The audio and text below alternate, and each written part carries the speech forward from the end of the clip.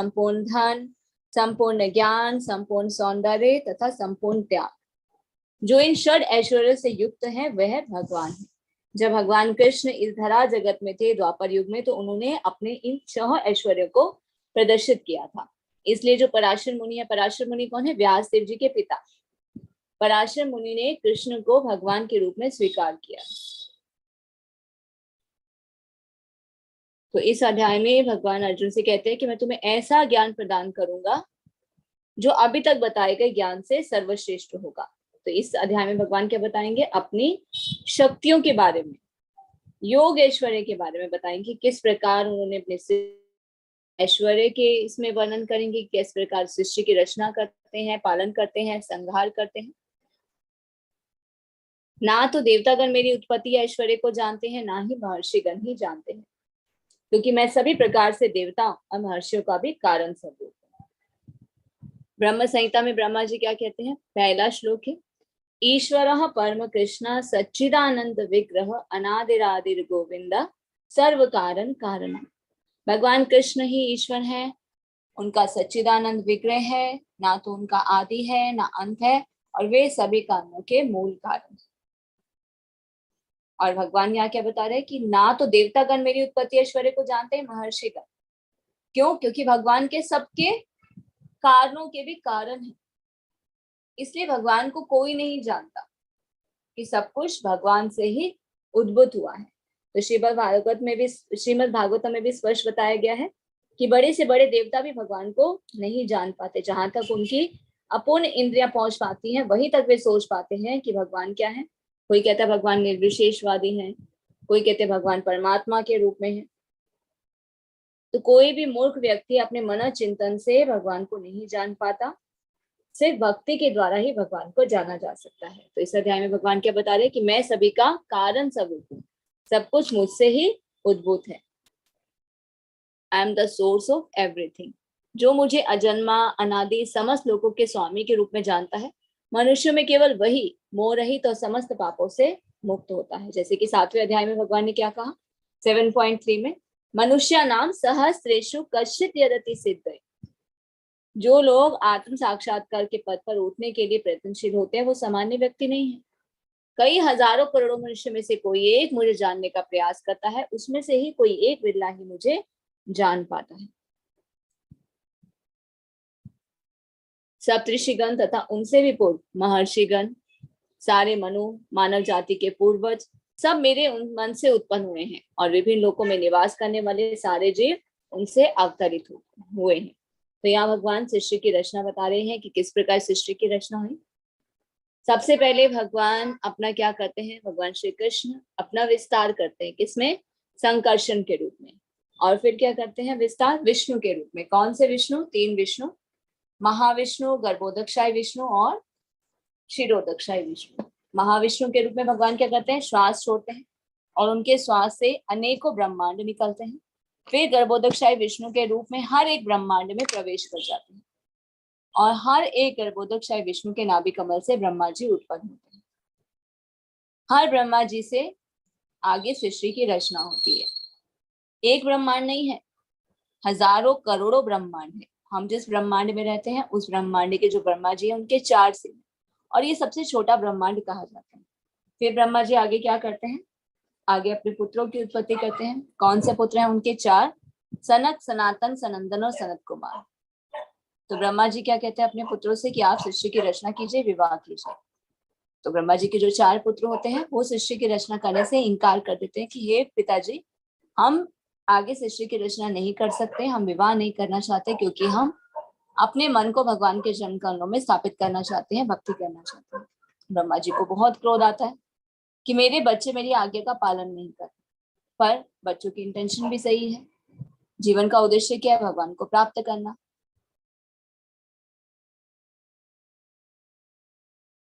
तो ब्रह्मा जी के जो 4 पुत्र हैं, अपने पिता की आज्ञा लेकर वहां से चले जाते हैं, पर ब्रह्मा जी के जो क्रोध है वो शांत नहीं होता।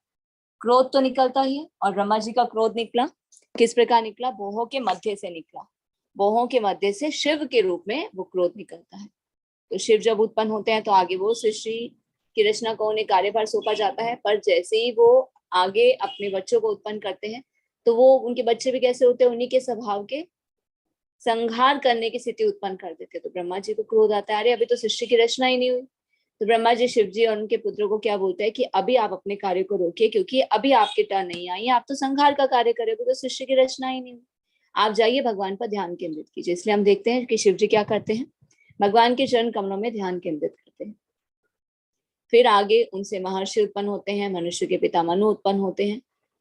इस प्रकार सृष्टि की रचना होती है। तो सोर्स ऑफ एवरी थिंग कौन है, कृष्ण है। सब कुछ कहाँ से उद्भूत हुआ है, कृष्ण से ही उद्भूत है। जो मेरे इस योग ऐश्वर्य से पूर्णता आश्वस्त है, वह मेरी अनन्य भक्ति में तत्पर होते हैं, इसमें तनिक भी संदेह नहीं है। तो जो इस भगवान की योग ऐश्वर्य को जान जाते हैं, भगवान को अजन्मा अविनाशी जानते हैं, तो वो क्या करते हैं, भगवान की भक्ति में रखते हैं, अपने आप को भगवान को समर्पित कर देते हैं।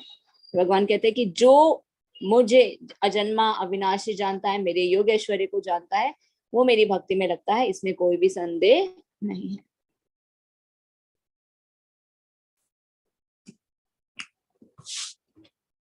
टेन पॉइंट 8 अहम सर्वस्य प्रभवो भर्तः सर्वं प्रवर्तते इति मत्वा भजन्ते मां बुधभावः समन्विताः।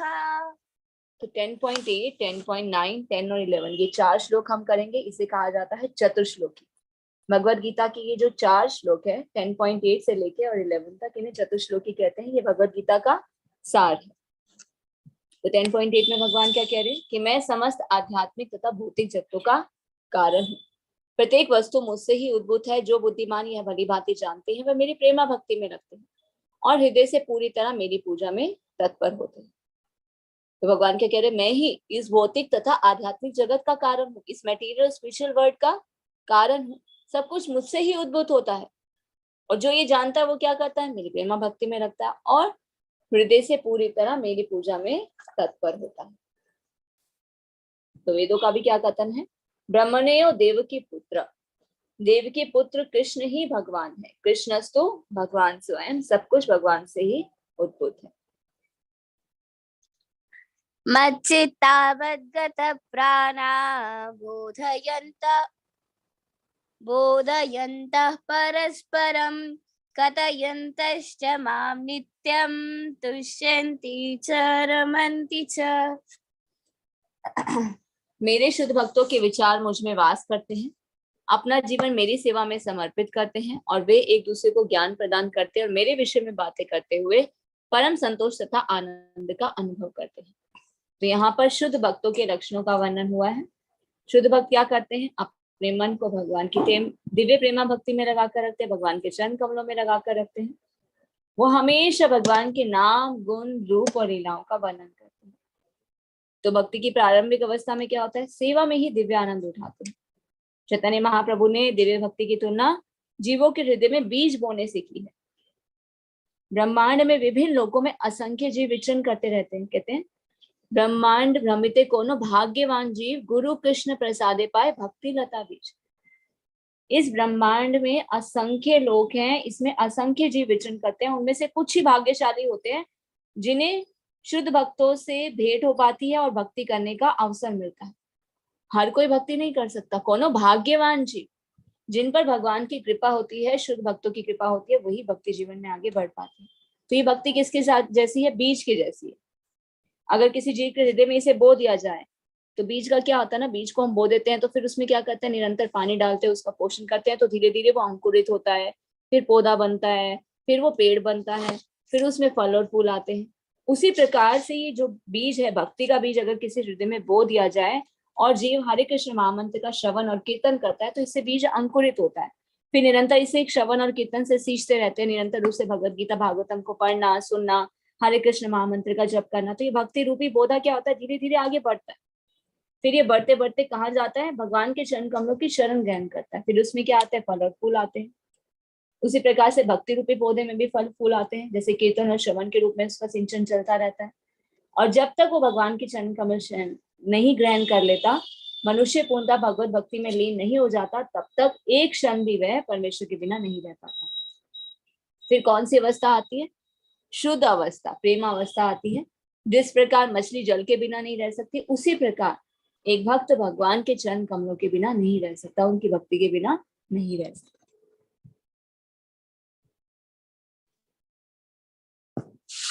तेषां सततयुक्तानां भजतां प्रीतिपूर्वकं ददामि बुद्धियोगं तं येन मामुपयान्ति ते। जो प्रेम पूर्वक मेरी सेवा में निरंतर लगे रहते हैं उन्हें मैं ज्ञान प्रदान करता हूँ, जिसके द्वारा वे मुझ तक आ सकते हैं। भगवान का रहते हैं हर एक जीव के हृदय में परमात्मा के रूप में विराजमान है, पर सुप्त अवस्था में होते हैं।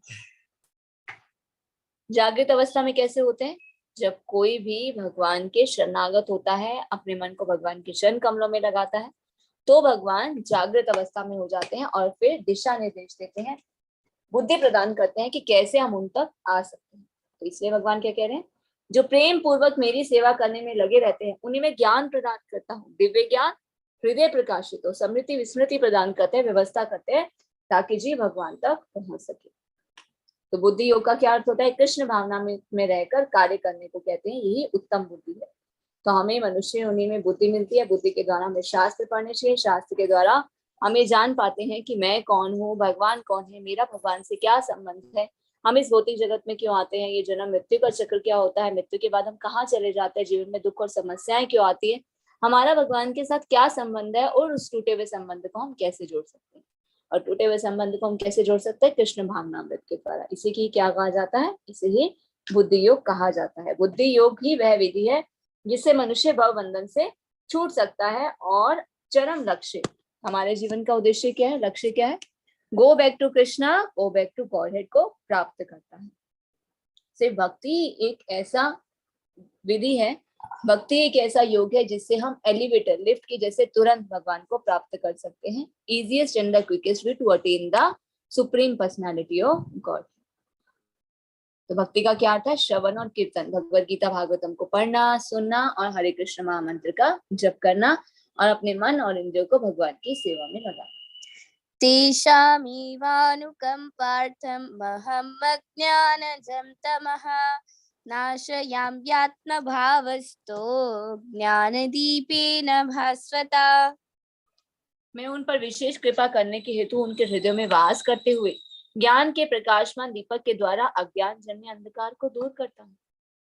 तो जब हम भक्ति करते हैं तो भगवान हमारे हृदय में जागृत अवस्था में हो जाते हैं और फिर भगवान क्या करते हैं? दिव्य ज्ञान, हृदय प्रकाशित, तो हमारे हृदय में दिव्य ज्ञान का प्रकाश करते हैं। कृष्ण सूर्य सम माया है अंधकार, कृष्ण सूर्य के समान, सूर्य क्या करता है? अंधकार का नाश करता है। उसी प्रकार भगवान क्या करते हैं? एक प्रकाशमान दीपक के द्वारा अज्ञान जन्य अंधकार को दूर करते हैं। तो भगवान अर्जुन को क्या बताते हैं कि मात्र चिंतन से ही परम सत्य भगवान को समझ पाना असंभव है, क्योंकि भगवान इतने महान है कि उनको कोरे मानसिक प्रयास से नहीं समझा जा सकता। सिर्फ भक्ति के द्वारा ही भगवान को जाना जा सकता है। शुद्ध भक्त के हृदय में भगवान निरंतर रहते हैं। और भगवान किसके हृदय में रहते हैं? भक्त के हृदय में। भक्त कहाँ रहते हैं? भगवान के हृदय में। और भक्ति के द्वारा ही भगवान को जाना जा सकता है। इस कलयुग में भगवान को जानने का सबसे आसान तरीका क्या है? संकीर्तन यज्ञ। संकीर्तन यज्ञ क्या है? हरे कृष्ण कृष्ण कृष्ण हरे हरे, हरे राम राम राम हरे हरे। हरे कृष्ण महामंत्र का जप करने से हमारे हृदय का जितना भी मैल हो जाता है, मैल जो है वो तुरंत दूर हो जाता है और उसे शुद्ध ज्ञान जो है वो प्राप्त होता है। और यही भगवद गीता का उपदेश सार है। भगवद गीता के अध्ययन से मनुष्य भगवान के शरणागत होकर शुद्ध भक्ति में लग जाता है। जैसे ही भगवान अपने ऊपर भार ले लेते हैं, मनुष्य सारे भौतिक प्रयासों से मुक्त हो जाता है।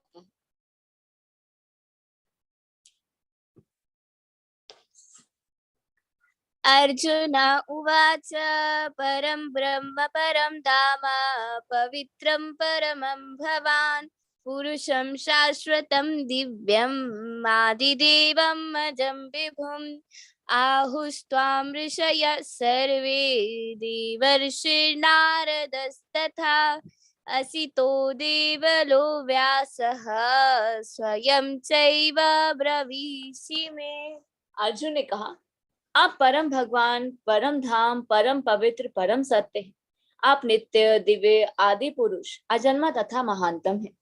नारद, असित, देवल तथा व्यास जैसे ऋषि आपके इस सत्य की पुष्टि करते हैं और अब आप स्वयं भी मुझसे कह रहे हैं। तो भगवान कौन है? अर्जुन देखिए अब स्वीकार कर रहे हैं। अर्जुन भगवान को पहले अपने मित्र मानते थे, पर जब भगवान से ज्ञान प्राप्त करते हैं, कॉन्फिडेंशियल लेते हैं, किंग ऑफ नॉलेज ज्ञान प्राप्त करते हैं, परम गुह्य ज्ञान और भगवान के योग ऐश्वर्य के बारे में जानते हैं, जान पाते हैं, तो भगवान को परम भगवान, परम धाम, परम पवित्र, परम सत्य कहकर संबोधित करते हैं। तो अर्जुन के मन में जितने भी शंकाएं थी वो सब दूर हो गई हैं। उन्होंने कृष्ण को भगवान स्वीकार कर लिया, इसलिए उन्हें परम ब्रह्म कहकर संबोधित करते हैं। तो भगवान कौन है? सबके स्वामी है, सब कुछ उन्हीं पर ही आश्रित है। तो भगवत कृपा से अर्जुन उन्हें परम सत्य के रूप में स्वीकार कर रहे हैं। वैदिक आदेश भी इसी के अनुसार है। हमारे जो आचार्य हैं जैसे नारद, असित, देवल, व्यास जैसे ऋषियों ने भी सत्य की पुष्टि की है, और भगवान स्वयं अब खुद भी अपने मुख से कह रहे हैं कि मैं ही सृष्टि का रचयिता हूँ, सब कुछ मुझसे ही उद्भूत हुआ है। I am the supreme personality of godhead. मुझ पर ही सभी जीव आश्रित हैं। जिस प्रकार मोती धागे में गुथे रहते हैं, उसी प्रकार सब कुछ मुझ पर ही आश्रित है। मैं ही इस भौतिक तथा आध्यात्मिक जगत का कारण स्वरूप हूँ। तो हमें अर्जुन यहाँ पर अर्जुन कृष्ण की कृपा से ही अपने विचार व्यक्त करते हैं। अगर हम भगवत गीता को समझना चाहते हैं तो हम इन दोनों श्लोकों के कथनों को स्वीकार करना चाहिए। ये क्या है? परंपरा प्रणाली कही जाती है। गुरु परंपरा प्रणाली को मानना चाहिए। परंपरा प्रणाली के बिना भगवत गीता को नहीं समझा जा सकता। तो हम अर्जुन जैसे महान जो भक्त हैं भगवान के, और जो गुरु शिष्य परंपरा प्रणाली के द्वारा श्रील प्रभुपाद जी से हमें ज्ञान प्राप्त हुआ है, वही ज्ञान प्रामाणिक और सत्य है। क्योंकि श्रील प्रभुपाद ने ये ज्ञान एज इट इज, जैसा कृष्ण ने कहा, गुरु शिष्य परंपरा प्रणाली द्वारा ये ज्ञान हमें प्रदान किया। हे कृष्ण, आपने मुझसे जो कुछ कहा है उसे मैं पूर्णतः सत्य मानता हूँ। हे प्रभु, ना तो देवतागण ना ही असुरगण ही आपके स्वरूप को समझ सकते हैं। हे परम पुरुष, हे सबके उद्गम, हे समस्त प्राणियों के स्वामी, हे देवों के देव, हे ब्रह्मांड के प्रभु, निसंदेह एकमात्र आप ही अपने को अपनी अंतरंगा शक्ति से जानने वाले हैं। तो यहाँ पर अर्जुन किस बात की पुष्टि करते हैं? श्रद्धाहीन और आसुरी प्रकृति वाले लोग कृष्ण को नहीं समझ सकते। भगवान को कौन समझ सकता है? जिनकी भगवान में श्रद्धा होती है, विश्वास होता है। और परंपरा वृद्धि से ही हमें अर्जुन के माध्यम से, अर्जुन का हमें अनुसरण करना चाहिए, क्योंकि अर्जुन ही भगवत गीता को समझ पाए। भगवान ने भगवत गीता अर्जुन को समझाई, तभी हम भगवत गीता के सार को समझ सकते हैं और तभी कृष्ण को भगवान के रूप में जान सकते हैं। तो अर्जुन के माध्यम से जिस प्रकार भगवान कृष्ण ने अर्जुन को बताई, एज इट इज हमें अर्जुन का अनुसरण करना चाहिए। तो हमें अर्जुन के पद का अनुसरण करना चाहिए, उसे ही भगवत गीता का प्रमाण प्राप्त होता है। तो भगवान कौन है? सबके उद्गम है, समस्त प्राणियों के स्वामी, देवों के देव, ब्रह्मांड के प्रभु हैं। हे कृष्ण, हे परम योगी, मैं किस तरह आपका निरंतर चिंतन करूं और आपको कैसे जानूं? हे भगवान, आपका स्मरण किन किन रूपों में किया जाए? हे जनार्दन, आप पुनः अपने विस्तार से अपने ऐश्वर्य और योग शक्ति का वर्णन करें। मैं आपके विषय में सुनकर भी तृप्त नहीं हुआ हूँ। जितना आपके विषय में सुनता हूँ, उतना ही आपके शब्द अमृत को चखना चाहता हूँ। तो यहाँ पर अर्जुन जो है भगवान से और प्रार्थना करे कि आप अपने बारे में और बताइए, और अपने योग ऐश्वर्य और अनुभूतियों के बारे में बताइए, क्योंकि जितना मैं आपके बारे में सुन रहा हूँ उतना मुझे आनंद आ रहा है। तो मैं इस अमृत को और चखना चाहता हूँ। और आप बताइए कि कैसे आपका चिंतन करूं, कैसे आपको जानूं, और किन किन रूपों में आपका स्मरण किया जाए। तो यहाँ पे एक टेबल है जो कि कंबाइन करके बनाई गई है। जो श्लोकास हैं 10.19 से लेके 38 तक, तो उसे हम इस टेबल के माध्यम से सुनेंगे, जानेंगे। तो भगवान ने क्या कहा? हाँ, मैं तुम्हें मेरी शानदार अभिव्यक्तियों के बारे में बताऊंगा, लेकिन उनमें से केवल जो प्रमुख है। हे अर्जुन, वे असीम है। तो भगवान अर्जुन से क्या बता रहे हैं? अपनी शक्तियों को, वो भी जो महान है। सिर्फ उसमें से कुछ जो प्रमुख है वो भगवान अर्जुन को बताते हैं। जैसे कि आदित्यों में विष्णु हो, नक्षत्रों में चंद्रमा हो। आदित्य कितने होते हैं? 12 होते हैं। और नक्षत्रों में रात्रि के समय चंद्रमा सर्वप्रमुख नक्षत्र होता है, वही कृष्ण का प्रतिनिधि है। चंद्रमा एक नक्षत्र है और आकाश में टिमटिमाने वाले जो तारे होते हैं वो भी सूर्य के प्रकाश को परिवर्तित करते हैं। तो सूर्य एक है, सूर्य के प्रकाश से चंद्रमा प्रकाशित होता है और अन्य नक्षत्र भी। तो इससे भगवत गीता से क्या पता चलता है कि चंद्रमा एक नक्षत्र है। तो टिमटिमाते हुए तारे सूर्य न होकर चंद्रमा के ही समान है। तो नक्षत्रों में चंद्रमा हूँ, वेदों में सामवेद हूँ, देवताओं में इंद्र हूँ, इंद्रियों में मन हूँ, जीवित प्राणियों में जीवन शक्ति हूँ, रुद्रों में शिव हूँ। 11 रुद्रों में जो शंकर हैं, शिव हैं, वो प्रमुख हैं।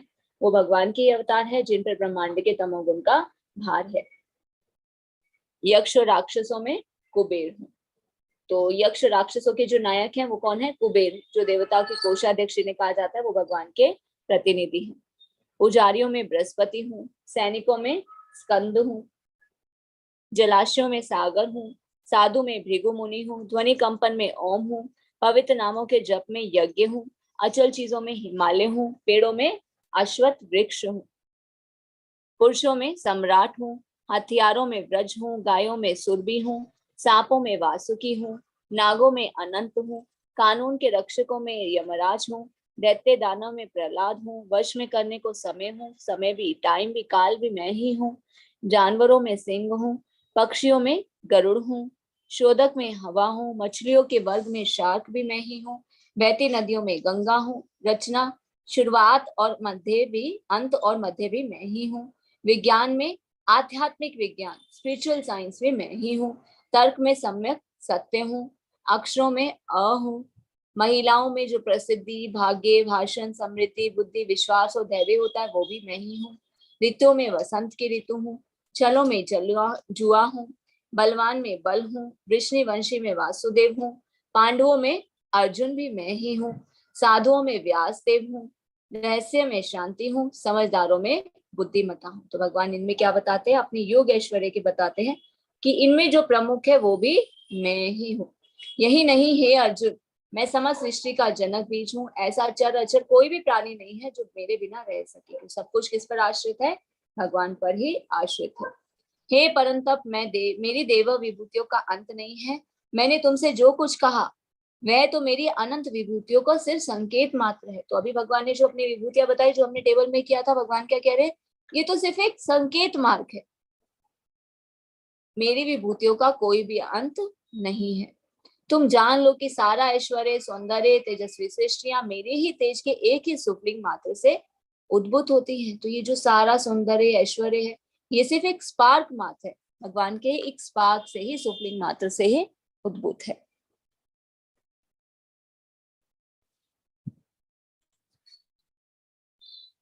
किंतु हे अर्जुन, इस सारे विशद ज्ञान की आवश्यकता क्या है? मैं तो अपने एक अंश मात्र से संपूर्ण ब्रह्मांड में व्याप्त होकर इसको धारण करता हूँ। भगवान का है, हर एक जीव के हृदय में परमात्मा के रूप में विराजमान है। भगवान सब जगह है। भगवान हमने किया था किस प्रकार विष्णु के रूप में, भगवान महाविष्णु के रूप में अपने श्वास से अनेकों ब्रह्मांड निकालते हैं, गर्भोदकशाही विष्णु के रूप में हर ब्रह्मांड में प्रवेश कर जाते हैं, और क्षीरोदकशाही विष्णु के रूप में हर एक जीव के हृदय में परमात्मा के रूप में विराजमान है। तो मैं तो अपने एक अंश मात्र से संपूर्ण ब्रह्मांड में व्याप्त होकर इसको धारण करता हूँ। तो असली मालिक कौन है? कृष्णस्तु भगवान स्वयं। स्वामी श्री प्रभुपाद के कुछ शब्द हैं कि भगवान अपने अंश के विस्तार से परमात्मा के रूप में सर्वव्यापी है, जो हर विद्यमान वस्तु में प्रवेश करता है। अतः शुद्ध भक्त पूर्ण भक्ति में कृष्ण भावनामृत में अपने मन को एकाग्र करता है, अतः वह नित्य दिव्य पद में स्थित रहता है। तो इस अध्याय के श्लोक 1 से 11 तक कृष्ण की भक्ति और पूजा का स्पष्ट संकेत है। शुद्ध भक्ति की यही विधि है। इस अध्याय में इसकी भली भांति व्याख्या की गई है कि मनुष्य भगवान की संगति में किस प्रकार चरम भक्ति और सिद्धि को प्राप्त कर सकता है। तो भगवान अपने अंश के विस्तार से परमात्मा के रूप में हर एक जीव के हृदय में विराजमान है। भगवान सर्वव्यापी है। भगवान को सिर्फ भक्ति के द्वारा ही जाना जा सकता है। सिर्फ एक ही विधि है भगवान को प्राप्त करने की, वो क्या है? भक्ति। भक्ति का क्या अर्थ है? Loving devotional service. डर के मारे नहीं, प्रेममयी भक्ति, सेवा भगवान की करना, डिवोशनल सर्विस। श्रवण और कीर्तन। श्रवण का क्या अर्थ है? भगवत गीता भागवतम को पढ़ना और सुनना, और कीर्तन का क्या अर्थ है? हरे कृष्ण महामंत्र का जप करना। सिर्फ इस भक्ति योग के द्वारा ही, भक्ति की विधि के द्वारा ही भगवान को प्राप्त किया जा सकता है। भक्ति yoga is the easiest and the quickest way to attain the supreme personality of Godhead. तो इस प्रकार भगवत गीता के 10वें अध्याय का भक्ति वेदांत तात्पर्य पूर्ण हुआ। हरे कृष्ण।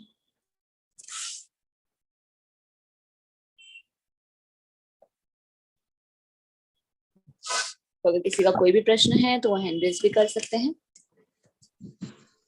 हरे कृष्णा। शिवम प्रभु जी अनम्यूट कीजिए।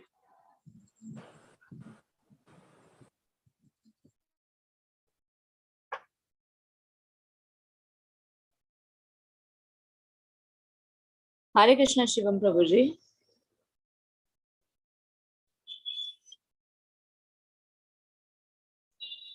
हरे कृष्णा शिवम शर्मा प्रभु जी।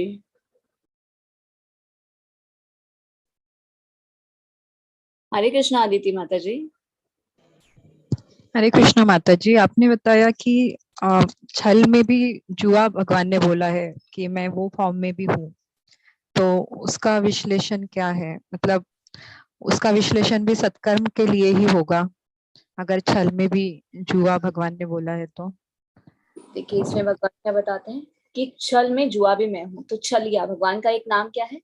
छलिया। तो अगर कोई भगवान से छल करता है तो भगवान का नाम क्या है? छलिया। तो फिर भगवान उसे छोड़ते नहीं है, वो भी छल करते हैं। जैसे हमने महाभारत के युद्ध में देखा कि किस प्रकार जो कौरव थे उन्होंने क्या किया था? छल किया था पांडवों के साथ। तो भगवान ने भी क्या किया था? उनके साथ छल किया था। तो यहाँ पर जो समस्त छल कपट कर्मों में ध्रुत क्रीड़ा, जुआ कहते हैं ना, जुआ सर्वोपरि है, वो भी कृष्ण का ही प्रतीक है। तो परमेश्वर के रूप में भगवान क्या है? सबसे अधिक कपटी हैं, छल करने वाले हैं। तो अगर कोई, यदि भगवान कृष्ण किसी से छल करने की सोच लेते हैं तो उनसे कोई पार नहीं पा सकता। तो यहाँ पर ये छल का अर्थ है। अच्छा माता जी, और एक सवाल था। जैसे आपने बोला था कि कोई अपने कर्म छोड़ के अगर संन्यास ले ले तो भी वो भक्ति को, भगवान को प्राप्त नहीं कर सकता, हमें कर्मों से बचना नहीं है। पर हम देखते हैं कि काफी लोग गृहस्थ जीवन छोड़ के जैसे भगवान की शरण में आ जाते हैं या संन्यास ले लेते हैं, तो फिर वो भक्ति को प्राप्त कर सकते हैं, भगवान को प्राप्त कर सकते हैं वो? अब अभी इस भी करते हैं, जैसे इस्कॉन में भी हो गए या फिर बाकी संस्थाओं में भी है लोग जो अपने जीवन को मतलब उसी के इसमें समर्पित कर देते हैं। इसका उत्तर भी भगवान ने अर्जुन को दिया था कि अपने हृदय की शुद्धि के किए बिना अगर कोई संन्यास ग्रहण करता है, संन्यास से पहले हृदय की शुद्धि आवश्यक है। अभी लोग क्या करते हैं? कर्मों को छोड़कर संन्यास तो ले लिया। कितने बाबा लोग होते हैं, हम टीवी में कितना हमने सुना, जो पास्ट अभी हम देख चुके हैं कि वो सन्यासी का वेश धारण किया था पर गलत कार्य में लिप्त पाए गए, क्योंकि उनकी इंद्र तृप्ति की इच्छा फिर से बनी रहती है। पूर्ण रूप से भगवान को शरणागत नहीं है, हृदय की शुद्धि आवश्यक है। सिर्फ भगवा वेश धारण करने से कोई सन्यासी नहीं बन जाता। सिर्फ कर्मों को छोड़कर भगवा वेश कोई धारण करता है, उसकी अगर इंद्रिय तृप्ति की इच्छा बनी हुई है तो उसे सन्यासी नहीं कहते, वो भगवान को प्राप्त नहीं कर सकता। सन्यासी का अर्थ होता है जो पूर्ण रूप से भगवान को शरणागत होता है, जो अपने हृदय की शुद्धि कर लेता है। कर्मों को त्याग का अर्थ क्या है? भगवान को समर्पित मन, वाणी और कर्म से। अभी हम इस्कॉन में क्या देखते हैं? सन्यासी क्या कर रहे हैं? पूर्ण रूप से भगवान के शरणागत हैं। और भौतिक जगत में हम क्या देखते हैं? देखिए एक इस्कॉन में बहुत अच्छी चीज जो बहुत अट्रैक्ट भी करती है और थोड़ा प्यूरिफिकेशन जैसी भी लगती है, वो क्या है? भौतिक जगत में हम जो सन्यासी देखते हैं, बड़े बड़े जो साधु बन जाते हैं, वो क्या करते हैं? अपने बड़े बड़े आश्रम बनाते हैं। तो उनकी एक इंद्रिय तृप्ति की इच्छा होती है कि हमारा नाम हो, हम बड़े बड़े आश्रम बनाए। जगह जगह उनके बहुत सारे आश्रम होते हैं। पर इस्कॉन में हमने क्या देखा? सन्यासी का क्या अर्थ है? जो पूर्ण रूप से भगवान को शरणागत है, मन, वाणी और कर्म से। और इस्कॉन में तो क्या एक सिस्टम बनाया गया कि 3-4 दिन से ज्यादा आप एक जगह पर रुक भी नहीं सकते। तो वो अपने आश्रम नहीं बनाते, बड़े बड़े मंदिर जरूर बनाते हैं। और एक जगह, और ऐसा नहीं है कि वो उनका घर बन जाता है, उनका कार्य क्या? परिव्राजक सन्यासी उन्हें कहा जाता है, कि वो घूमते रहते, जगह जगह घूमते रहते। तो जो अटैच हो जाता है अपने इंद्रियों से, वो भगवान को प्राप्त नहीं कर सकता है। इसलिए यहाँ पर सन्यास कैसे कोई ग्रहण कर सकता है? सन्यास ग्रहण करने से पहले हृदय की शुद्धि आवश्यक है। हृदय की शुद्धि का मतलब अपने मन और इंद्रियों पे कंट्रोल करना। पर लोग वो नहीं करते, सब कुछ छोड़ छाड़ के बस सन्यासी वेश धारण कर लेते हैं, वो गलत है। जैसे हमने एक पिक्चर आप लोग को दिखाई थी जब हमने स्लाइड किया था, एक साधु महात्मा है, उन्होंने भगवा वेश धारण किया हुआ है। भगवा वेश धारण करते हैं, उनको देखकर हम सन्यासी कह सकते, कमंडल हाथ में लिया हुआ, पर एक हाथ में फोन है और एक हाथ में सिगरेट है। इसका मतलब क्या? अभी भी इंद्रिय तृप्ति की इच्छा है, हृदय शुद्ध नहीं हुआ। तो ऐसे लोग क्या कहे जाते हैं? मिथ्याचारी कहे जाते हैं। तो सन्यासी का क्या अर्थ होता है? जो पूर्ण रूप से भगवान के शरणागत होता है। देखिए कर्म करना, कर्म को हमें छोड़ना नहीं चाहिए। देखिए अब जैसे हम देखते हैं जो सन्यासी हैं, कौन लोग सन्यास ग्रहण करना चाहिए? जिन्होंने गृहस्थ आश्रम को धारण किया वो सन्यास ऐसे ग्रहण नहीं कर सकते। 4 आश्रम जो भगवान ने बनाए हैं वो कौन से हैं? ब्रह्मचर्य, गृहस्थ, वानप्रस्थ और सन्यास। ब्रह्मचर्य का क्या अर्थ होता है? 25 वर्ष तक, 25 वर्ष तक ब्रह्मचार्य व्रत का पालन करना चाहिए। अब इस्कॉन में आपने देखा होगा कुछ यंग सन्यासी भी हैं, ब्रह्मचारी भी हैं, ऑरेंज ड्रेसेस पहनते हैं, जैसे कि अमोघ लीला प्रभु जी हैं, गौर गोपाल प्रभु जी हैं। तो उन्होंने विवाह नहीं किया, तो उनके ऊपर कोई कर्म का बंधन नहीं था, वो उनकी चॉइस थी। कि हम गृहस्थ आश्रम को हमें धारण नहीं करना, अपने पूरे जीवन को भगवान को समर्पित करना, तो वो संन्यास ग्रहण कर सकते हैं। और दूसरे आते हैं 25 के बाद आता है गृहस्थ आश्रम। गृहस्थ आश्रम, अब कोई अगर मान लो ब्रह्मचारी व्रत का पालन नहीं करना चाहता, गृहस्थ आश्रम में आना चाहता, तो उसे अनुमति दी जाती है, गृहस्थ जीवन को करें, अपनी जिम्मेदारी निभाएं। उसके बाद वानप्रस्थ होता है 50 की एज में, आपको अपने बच्चों को जिम्मेदारी देकर फिर आप भगवान की भक्ति में लग सकते हैं। फिर आता है 75 की एज में संन्यास ग्रहण कर सकते हैं। ये तो भौतिक लोगों के लिए हो गया, तो ये एक एज क्राइटेरिया बताया जाता है।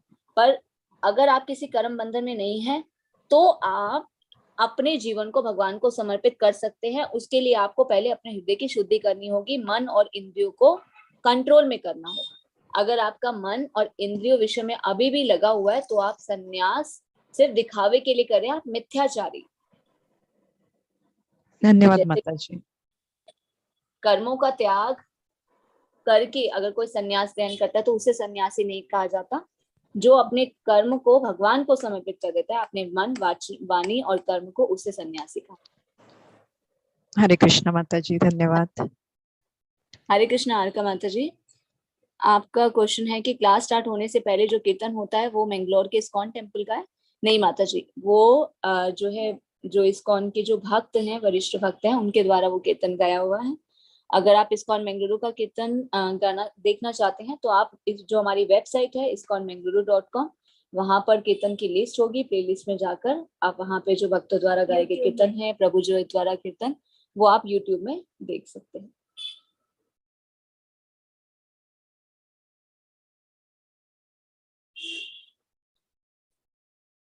और आपका प्रश्न है, जो भगवान के शरण में आ जाता है भी वो माया के 3 गुणों से मुक्त हो जाता है, तो क्या जो इस्कॉन में सेंट्स हैं वो भी माया से मुक्त हो चुके हैं? देखिए, सेंट्स ही नहीं, एक भक्त, हम जैसे लोग भी माया से मुक्त हो सकते हैं अगर हम पूर्ण रूप से भगवान के शरणागत हो जाए।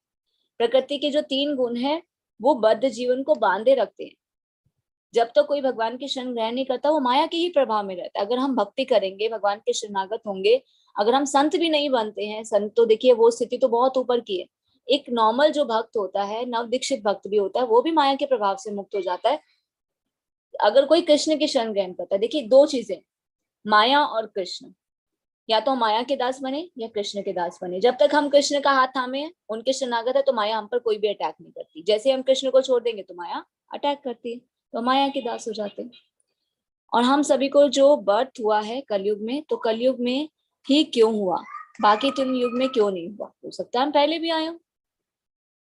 तो ये युगों का चक्र क्या से होता है? सतयुग, त्रेता युग, द्वापर युग और कलयुग। सतयुग में कौन लोग आते थे? जो बहुत ही धार्मिक होते थे, जिनके पाप कर्म होते ही नहीं थे। फिर त्रेता युग में कौन आए? जिनमें थोड़ा पाप कर्म होता था। फिर द्वापर युग में कौन से आए? जिनमें ज्यादा पाप कर्म होते थे। और कलयुग में जो आए, जो पापी, हम लोग घोर पापी हैं, बहुत पाप किए होंगे, इसलिए हम कलयुग में आए हैं। बार बार पाप करते हुए इस कलयुग में हम आए हैं। पर इस कलयुग में मानव जीवन में हमें बुद्धि मिली है, बुद्धि के द्वारा हम भगवान को अगर जान पा रहे हैं ना, तो हम भाग्यवान जीव हैं। हम पर भगवान की कृपा है, तो हमें इस चांस को वेस्ट नहीं करना है। मनुष्य योनि में भक्ति करते हुए भगवान को प्राप्त करना है। हरे कृष्णा रश्मि माता जी। हरे कृष्णा माता जी। मेरा ये प्रश्न है कि जब भी हम पूजा पाठ करने बैठते हैं तो मेरा मन बहुत इधर उधर विचलित होता है, अलग अलग तरह के विचार आने लग जाते हैं, तो मतलब उसको कैसे कंट्रोल करें, कैसे ठीक करें? अर्जुन का भी यही प्रश्न था कि मैं वायु को तो कंट्रोल में कर सकता हूँ, मन को नहीं कर सकता। जब अर्जुन जैसे मन को नहीं कर सकते तो हम कैसे मन में कंट्रोल करेंगे, मन को कंट्रोल करेंगे?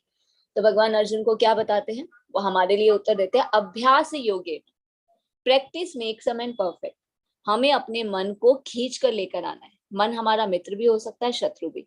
ये मन ना बॉस बन के बैठ जाता है, हमें इसको बॉस नहीं बनने देना, हमें खुद बॉस बनना है। तो हम कैसे बॉस बन सकते हैं?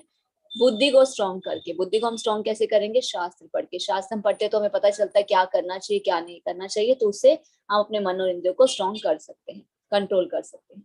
अब आता है कि जो विचार आते हैं तो हमें क्या करना है? अपने मन को खींच के लेके आना है। अब चैंटिंग कर रहे हैं, मन में विचार नेचुरली होता है, बहुत सारे ऐसे विचार आएंगे, बहुत सारे ऐसे प्लान्स आएंगे जो हमने आज तक नहीं सोचे, और उसी टाइम में आएंगे। ये एक नेचुरल चीज है। तो हमें क्या करना है? अपने मन को खींच के लेके आना है। नहीं, अभी नहीं, रिजेक्ट करना है थॉट्स को। हमें क्या करना है? रिजेक्ट। अभी हम माला कर रहे हैं, अभी हमें कुछ नहीं सोचना, बाद में बाद में बाद में। जब ऐसे हम रिजेक्ट करना शुरू कर देते हैं तो रिजेक्ट करते करते करते फिर ऐसा होता है कि वो विचार आने ही बंद हो जाते हैं। तो उसकी हमें क्या करनी होगी, प्रैक्टिस करनी होगी कि थॉट्स आ रहे हैं, अभी नहीं सोचना, अभी हमें सिर्फ माला करनी है। तो इसके लिए हमें क्या करना होगा, अभ्यास, प्रैक्टिस। धन्यवाद माता जी, धन्यवाद, बहुत अच्छा आपने उत्तर दिया, धन्यवाद।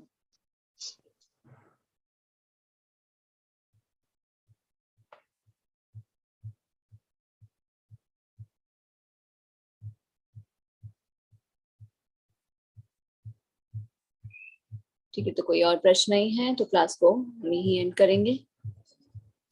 आरका माता जी, वन मोर क्वेश्चन, जैसे कि 4 युग हैं, कलयुग के बाद फिर से सतयुग स्टार्ट होगा, तो ये जो साइकिल चलता रहेगा तो क्या द्वापर युग आएगा और फिर से Krishna born again in the earth? देखिए, ये भगवान की लीलाएं भगवान ही जाने। भगवान क्या कहते हैं भगवत गीता में कि मैं कब प्रकट होता हूँ, क्यों प्रकट होता हूँ, कैसे प्रकट होता हूँ? जब अधर्म बढ़ता है, धर्म की हानि होती है। मैं बार बार इस धरती पर प्रकट होता हूँ भक्तों का उद्धार करने के लिए, दुष्टों का विनाश करने के लिए और धर्म की फिर से स्थापना करने के लिए।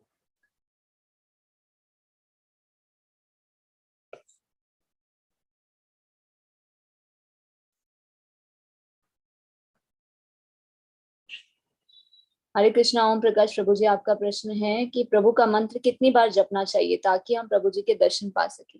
देखिए, हमें भगवान को देखने का प्रयास नहीं करना। भगवान को हम अपने हृदय में देख सकते हैं, भगवान को हम हर जगह महसूस कर सकते हैं, भगवान की शक्ति को महसूस कर सकते हैं। हमें सिर्फ भक्ति करनी है, हमें ऐसे कार्य करने हैं कि भगवान हमें देखे।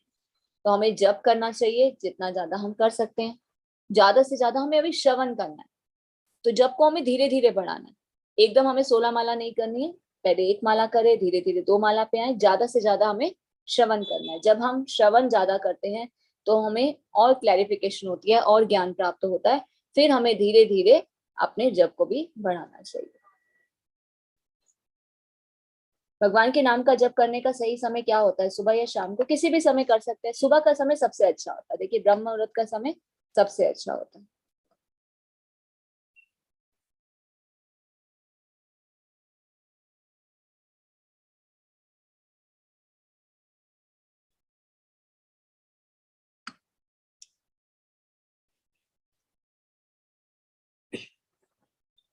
हरे कृष्ण सनाया माता जी, गौतम बुद्ध तो ग्रस्त थे, वो अपनी पत्नी को छोड़कर संन्यास धारण, क्योंकि ये भगवान की दिव्य लीला है। देखिए, उन्होंने संन्यास ग्रहण किया, क्या उद्देश्य था उनका? भगवान की सेवा करना। ऐसे ही नहीं छोड़ा था, उनकी पूरी व्यवस्था करके उसके बाद उन्हें छोड़ा था। तो ये जो हमारे आश्रम है इनमें बताया जाता है, जब तक अपने परिवार को आप संरक्षित कर देते हैं उसके बाद ही आप संन्यास ग्रहण कर सकते हैं। और आपका मोटो क्या होना चाहिए? अपने हृदय की शुद्धि और पूर्ण रूप से भगवान की शरणागति।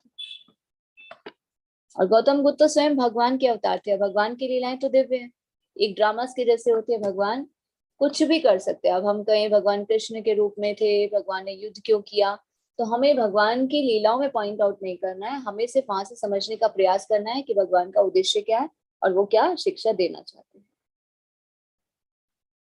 हरे कृष्ण। कोमल माता जी, आपको अपने बेटे को भी क्लास करवानी है, 13 की एज है, तो माता जी जिस तरह से आप रजिस्टर करके आए हैं उसी तरह से आप रजिस्ट्रेशन लिंक पे क्लिक करेंगे तो t.ly/गीता, तो फिर आप उसमें चूज करें। बच्चों के लिए भी कोर्स होते हैं, 6 से लेके 10 साल तक के बच्चे, 11 से लेके 15 साल तक के बच्चों का भी कोर्स होता है, तो उसमें आप उनके कंफर्टेबल टाइमिंग के अकॉर्डिंग उनको ज्वाइन करवा सकते हैं।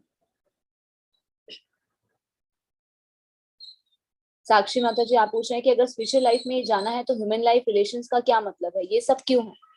देखिए, कर्म बंधन में हमें भगवान ने डाला है। भगवान ने ये नहीं बोला कि हमें कर्मों को छोड़ देना। अब अगर हम ग्रस्त हैं या नौकरी करते हैं या बिजनेस करते हैं तो इसका मतलब ये नहीं है कि हम सबको छोड़ के सिर्फ भक्ति करने लग जाए। अर्जुन को भगवान ने ये तो नहीं बोला कि युद्ध को छोड़ दो, सिर्फ मेरी भक्ति करो।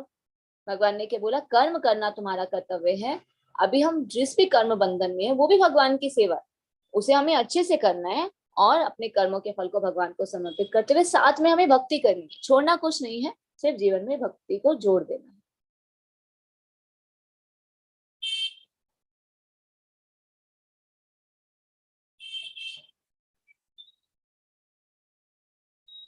हरे कृष्णा पूनम माता जी।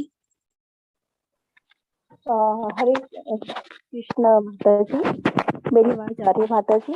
हाँ जी माता जी। हाँ माता जी, मेरी आपसे पहले डिस्कशन हुआ था ना, तो अब तो मैं ठीक हूँ थोड़ा। माता जी मेरे को ये पूछना था कि जैसे कि रामायण में राम के साथ जो हुआ था, जैसे सीता का हरण हुआ था, तो वो एक लीला थी जिसमें कि उन्होंने रावण का वध करना था, वो चुरा के ले गए, और तो इस वजह से उनमें विरह का था। लेकिन जब राधा और कृष्ण जब युग में आए थे, तो उनमें राधा और कृष्ण जी 12 मथुरा से फिर वृंदावन नहीं गए उनके साथ। तो वो विरह की जो पीड़ा उन्होंने राधा ने झेली, तो वो क्या था, वो क्या लीला थी, वो क्यों उनको कष्ट दिया गया इतना? ये तो आप कृष्णा बुक पढ़ेंगे तो आप जान पाएंगे। तो हम कृष्णा बुक का आपको लिंक देंगे, उसमें भी आता है कि किस प्रकार से विरह का उन्हें अनुभव हुआ था। तो ये भी भगवान की एक लीला थी। विरह, देखिए विरह से क्या होता है, भगवान उससे क्या बताना चाहते थे कि प्रेम, हम भगवान से हम ये सीख सकते हैं कि गोपियों से हम सीख सकते हैं, राधा रानी से सीख सकते हैं कि हमें प्रेम कैसे करना चाहिए। अब हमें भगवान हमारे साथ अभी नहीं है, तो इसका मतलब ये नहीं कि हम भगवान से प्रेम नहीं किए, विरह का भाव कि हम भगवान से अलग हो गए हैं, तो और प्रेम हमारे अंदर डेवलप हो सकता है।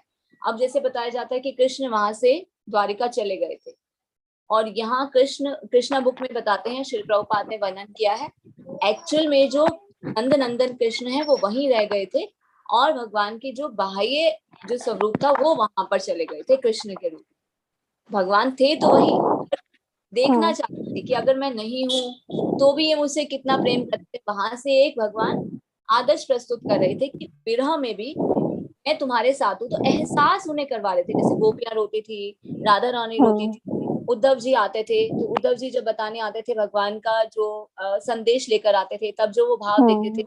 तो ये स्थिति क्यों बताई गई थी, क्योंकि उद्धव जी को ना ओवर कॉन्फिडेंस हो गया था कि मैं भगवान के साथ हूँ। उद्धव जी कौन थे, भगवान के कजन भी थे और फ्रेंड भी थे, तो उन्हें क्या लगता था कि मैं भगवान से को ज्यादा प्रिय हूँ, मैं भगवान के साथ रहता हूँ, और भगवान भी मुझे ही ज्यादा प्रेम करते हैं। तो इस भाव को दिखाने के लिए भगवान कृष्ण ने अर्जुन को नहीं, उद्धव को गोपियों के पास भेजा था, कि वहां पर जाके जब उद्धव जी ने देखा इतनी विरह की स्थिति, गोपियां कैसे क्रंदन कर रही हैं, राधा रानी किस भाव में है, ये एक्चुअल में प्रेम होता है। तो उद्धव जी का जो वो थोड़ा सा घमंड और अहंकार जैसा था कि मैं ही सर्वश्रेष्ठ हूँ, वो वहां पर वो टूटा था। तो ये भी भगवान की उसके पीछे कोई एक लीला थी, उद्धव जी के माध्यम से ये दर्शाना कि हमारे अंदर कौन सा भाव होना चाहिए, गोपियों जैसा भाव होना चाहिए। टॉप मोस्ट लेवल है ये भक्ति का, कि विरह में भी हमें भगवान से और प्रेम हो सकता है। हाँ जी माता जी। और मैं माता जी, कलयुग में जो इस तरह से विरह वाला प्रेम अगर किसी में होता है, तो उसका क्या अभिप्राय है? Cry cry for Krishna. गोपियां क्या करती थी, रोती थी।